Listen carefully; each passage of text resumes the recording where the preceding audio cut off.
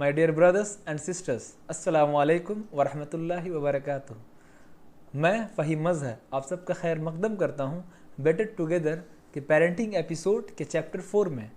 हज़रात, उम्मीद करता हूँ आप सब बखैर व आफ़ियत होंगे और ये वीडियो भी मेरी पिछली वीडियो की तरह पेरेंटिंग से रिलेटेड है, जिसका उन्वान है make your child a giver. अपने बच्चों को देने वाला बनाएं, अपने बच्चों को सखी बनाएं। दोस्तों, इस उन्वान को सुनते ही आपके जहन में कई तरह के सवालात पैदा हुए होंगे, जैसे कि सखावत कहते किसको है, सखावत क्यों ज़रूरी है, और तीसरा क्वेश्चन और बहुत अहम क्वेश्चन कि अपने बच्चों में सखावत को कैसे पैदा करें। सबसे पहली बात कि सखावत कहते किसको है। देखें, जब आपके पास कुछ भी ना हो या सिर्फ इतना हो कि आपकी ज़रूरतें पूरी हो सकती हैं, मगर इसके बावजूद कोई शख्स ऐसा आता है जो ज़रूरतमंद है और आपसे सवाल कर बैठता है, तो आप अपने आप को मुशक्क़त और मुश्किल में डालकर आप उसकी मदद कर देते हैं और आपके पास जो कुछ भी है आप उसको दे देते हैं। इसी चीज़ को सखावत कहते हैं। इस बात को सबसे अच्छे तरीके से अगर समझना है तो आइए मैं आपको एक मिसाल के साथ जोड़ने की कोशिश करता हूँ। अल्लाह के रसूल सल्लल्लाहु अलैहि वसल्लम की सबसे चहीती बीवी हज़रत आयशा सिद्दीक़ा रज़ी अल्लाह ताला अन्हा हैं और आपको हज़रत अमीर मुआविया रज़ी अल्लाह ताला अन्हो 1,80,000 दरहम बतौर तोहफ़ा के देते हैं। जब आपको ये रक़म मौसूल हो जाता है तो आप अपने खादिमा और खादिम को बुलाते हैं और कहते हैं कि मदीना में ऐलान कर दो कि जितने गुरबा और मसाकीन हैं सब के सब मस्जिद नबवी में जमा हो जाएं। गोया आपके फरमान के मुताबिक आपके खादिमा और खादिम ऐसा करते हैं और जितने गुरबा और मसाकीन हैं सब मस्जिद नबवी में जमा हो जाते हैं। हज़रत आयशा सिद्दीक़ा रज़ी अल्लाह ताला हुक्म देती हैं और सारे माल को इन गुरबा में तकसीम कर दिया जाता है। यहाँ तक कि शाम का वक्त हो जाता है, मगरिब का वक्त आ पहुँचता है और उस दिन आपको बहुत हैरत होगी ये जानकर कि हज़रत आयशा सिद्दीक़ा उम्मुल मोमिनीन रज़ी अल्लाह ताला अन्हा खुद रोज़े से थीं और जब मगरिब की अज़ान होती है, इफ्तार का वक्त होता है, तो अपने खादिमा को कहती हैं कि ले आओ मेरे लिए इफ्तार के लिए क्या है। तो उनकी खादिमा 2 खजूर और 1 गिलास पानी का आपके सामने पेश कर देती हैं। हज़रत आयशा पूछती हैं कि क्या और कुछ भी नहीं, तो कहती हैं कि हज़रत आयशा उम्मुल मोमिनीन, आपके पास जो कुछ भी था आपने तो सब का सब गरीबों में तकसीम कर दिया। लिहाजा अगर सखावत सीखनी है तो हमें रसूलुल्लाह से सीखनी चाहिए, सखावत सीखनी है तो अज़वाज मुत्तहरात से सीखनी चाहिए, सखावत सीखनी है तो सहाबा इकराम से सीखनी चाहिए। और मेरे भाइयों, मैं एक बात आपको बताता चलूँ, सखावत सिर्फ माल तक महदूद नहीं है कि आपने माल किसी को दे दिया, माल अल्लाह के रास्ते में सदका कर दिया, सिर्फ यही सखावत नहीं है। सखावत ये भी है किसी को इल्म व हुनर सिखला देना, किसी को उसकी परेशानी में मदद कर देना, किसी के मुश्किल हालात में उसके साथ खड़ा रहना, किसी को अच्छे मशवरे से नवाज देना। लिहाजा ये सब सारी बातें सखावत के ज़मरे में आती हैं। तो नाज़रीन, हमारा दूसरा सवाल ये था कि सखावत क्यों ज़रूरी है। सबसे पहली बात ये कि हमारा रब सखी है, वो सखावत को पसंद करता है। हमारे नबी जनाब मुहम्मद रसूलुल्लाह सल्लल्लाहु अलैहि वसल्लम सखी थे, आप सखावत को बहुत पसंद करते थे। इसके अलावा कुरान व हदीस में मुतअद्दिद जगहों पर, बेशुमार जगहों पर सखावत करने वालों के लिए बिशारतें दी गई हैं, उनको खुशखबरियाँ सुनाई गई हैं। इसके अलावा मैं आपको एक और बात बताता चलूँ कि लॉ ऑफ नेचर भी यही है कि आप जब किसी के साथ सखावत का मामला करते हैं, आप जब किसी के साथ भलाई का मामला करते हैं, तो ये भलाई और ये नहीं कि किसी अगले चौराहे पर आपका इंतज़ार कर रही होती है और जब आप उस रास्ते से गुज़रते हैं तो वो नेकी आपकी उंगलियों को थाम लेती है और आप हैरान और परेशान रह जाते हैं कि मेरा ये मामला, मेरा ये काम कैसे आसान हो गया, ये मुअज़्ज़ज़ाती तौर पे कैसे हो गया।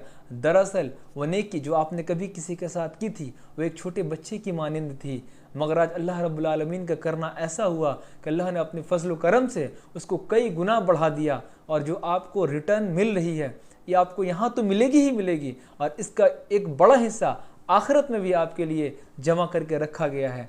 लिहाजा मैं आपको एक और बहुत इंपॉर्टेंट पॉइंट बताना चाहता हूं कि अपने बच्चे को अगर लीडर बनाना चाहते हैं, अपने बच्चे के अंदर लीडरशिप क्वालिटी पैदा करना चाहते हैं, तो आपको सबसे पहले उसको गिवर बनाना होगा, क्योंकि तारीख़ इस बात की गवाह है कि दुनिया ने हमेशा गिवर्स को पसंद किया है। आप भी लॉजिकली इस बात को देखें कि जो देने वाला शख्स है हमें बहुत ज़्यादा अट्रैक्ट कर रहा होता है वो शख्स, और इसके अपोजिट अगर आप चले जाएं तो बखील शख्स को दुनिया सलाम करना भी पसंद नहीं करती, खा वह कितना ही बड़ा मालदार क्यों ना हो।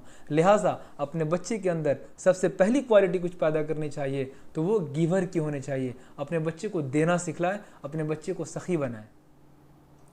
तो दोस्तों आइए अब अपने तीसरे सवाल और बहुत अहम सवाल की तरफ चलते हैं कि तीसरा सवाल ये है कि अपने बच्चों में कैसे सखावत को पैदा करें। तो देखें, हम बचपन से सुनते आए हैं, बचपन से पढ़ते हुए आए हैं कि माँ का गोद बच्चे का पहला मदरसा होता है, पहली यूनिवर्सिटी होती है, पहला स्कूल होता है। आप इस मामले में अब्दुल सत्तार ईदी की वालिदा को देख सकते हैं कि उन्होंने अपने बच्चे की कैसे परवरिश की। अब्दुल सत्तार ईदी अपने एक इंटरव्यू में खुद कहते हैं कि जब मैं छोटा सा था और स्कूल जाया करता था तो मेरी माँ मुझे 2 आने दिया करती थी और ये कहती थी कि एक आने खुद पर खर्च करना और दूसरा आना आप किसी गरीब पर, किसी मोहताज पर, किसी ज़रूरतमंद पे खर्च करना। लिहाजा वही बच्चा अब्दुल सत्तार ईदी जब बड़े होते हैं तो ईदी फाउंडेशन का बुनियाद रखते हैं, और वो ईदी फाउंडेशन, एक बात आपको पता होगी कि आज भी पूरी दुनिया में जितना बड़ा नेटवर्क एम्बुलेंस का उनके पास था कि किसी के पास नहीं था, जिसकी वजह से Guinness book of world record ने इस बात को अपने रिकॉर्ड में शामिल किया, इस बात को जगह दी। और यही नहीं, अब्दुल सत्तार ईदी साहब और उनकी अहलिया बिल्किस ईदी 30,000 बच्चे और बच्चियों की माँ और बाप हैं।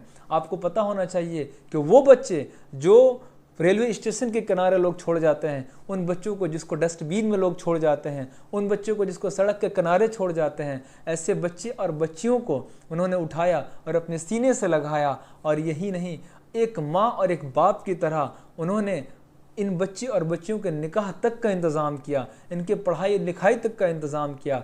लिहाजा आप ये बात सोच रहे होंगे कि हम अपने बच्चे को अब्दुल सत्तार ईदी की तरह कैसे बनाएं। लिहाजा ये बहुत आसान काम है। जी हाँ, ये बहुत आसान काम है।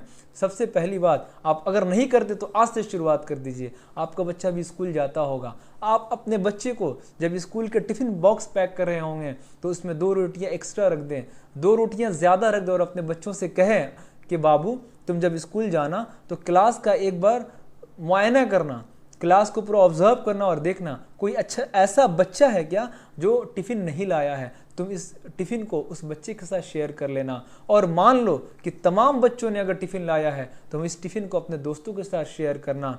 और यही वो चीज़ है जो बच्चे को अब्दुल सत्तार ईदी बना सकती है। आइए मैं आपको आखिर में बस यही बात कहूँगा कि आज आई, मी एंड माई सेल्फ का दौर है, जहाँ दुनिया सेल्फिशनेस को प्रमोट कर रही है। वहीं आपके पास एक बेहतरीन मौका है कि पहले खुद की ज़ात को, फिर अपने बच्चे को दुनिया वालों के लिए मुफीद बनाएं, खैर को बांटें, ताकि इस दुनिया में खैर चारों तरफ फैल जाए। और यही काम टीम बेटर टुगेदर कर रही है, जिसका अव्वलीन मकसद है शेयर द खैर 360, कि चारों तरफ खैर ही खैर हो, चारों तरफ भलाई ही भलाई हो, दुनिया भलाई बांटने वालों से भर जाए। दोस्तों अब तक के लिए इतना ही। अपने दोस्त फ़हीम मज़हर को इजाज़त दीजिए। इंशाअल्लाह आपसे बहुत जल्द मुलाकात होगी अगली वीडियो में। तब तक अपना ख्याल रखें, अपने बच्चों का ख्याल रखें, अपने बच्चों को खैर बांटने वाला बनाएं और इनके अंदर इस क्वालिटी को डेवलप करें। तब तक के लिए इंशाअल्लाह आपसे अगली वीडियो में फिर मुलाकात होगी। अस्सलामु अलैकुम व रहमतुल्लाहि व बरकातहू।